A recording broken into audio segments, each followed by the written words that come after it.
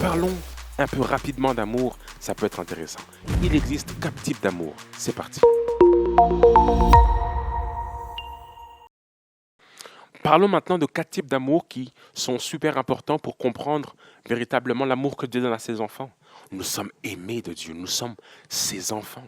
Et nous sommes complets, il n'y a plus d'autre chose que nous pouvons rechercher.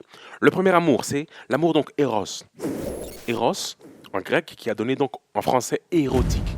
C'est l'amour qu'il y a entre l'homme envers sa femme, l'amour conjugal, que l'homme doit donner à sa femme et la femme doit donner à l'homme. Cet amour doit être donné des deux sens afin que la relation puisse tenir et être approvisionnée. Le deuxième type d'amour, c'est l'amour philéo.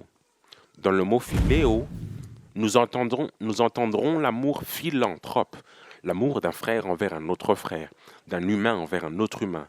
Je t'aime, tu es mon ami, je t'apprécie, tu es mon frère, mon ami. Il y a des grands philanthropes qui ont fait des actes donc de philanthropie, comme Martin Luther King, qui ont défendu des causes, des personnes qui ont aimé une masse de monde pour faire des actions concrètes, des personnes qui ont révolutionné leur amour, des personnes comme Nelson Mandela qui se sont levées et qui ont fait pas mal d'actions philanthropiques pour pouvoir aider les gens. Il y a des actes philanthropiques quand on aide des orphelinats, toutes ces choses sont juste pour dire à un humain qui est défavorisé ou non valorisé, je t'aime, je te le montre. Et cet amour aussi est de nos jours, l'amour philanthropique. Le troisième type d'amour, c'est l'amour storgé. L'amour storgé, en grec, c'est l'amour qui est censé être dans le foyer conjugal entre un parent et un enfant.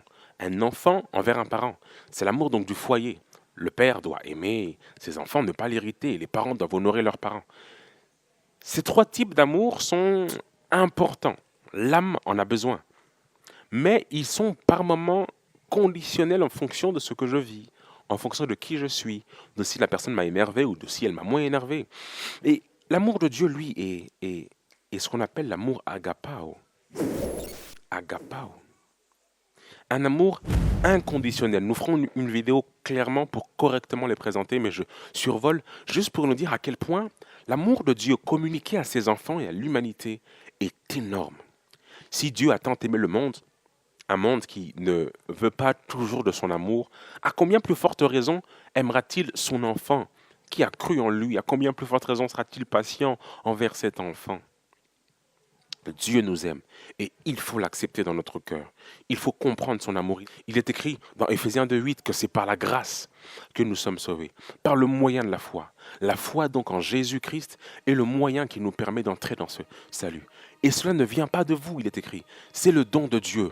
Ce n'est point par les œuvres afin que personne ne se glorifie. Donc ici, il est écrit que personne ne peut se sauver par ses œuvres. Et que peu importe ce que vous pouvez faire en tant qu'homme philanthropique, Dieu ne vous acceptera pas parce que vous faites de bonnes choses.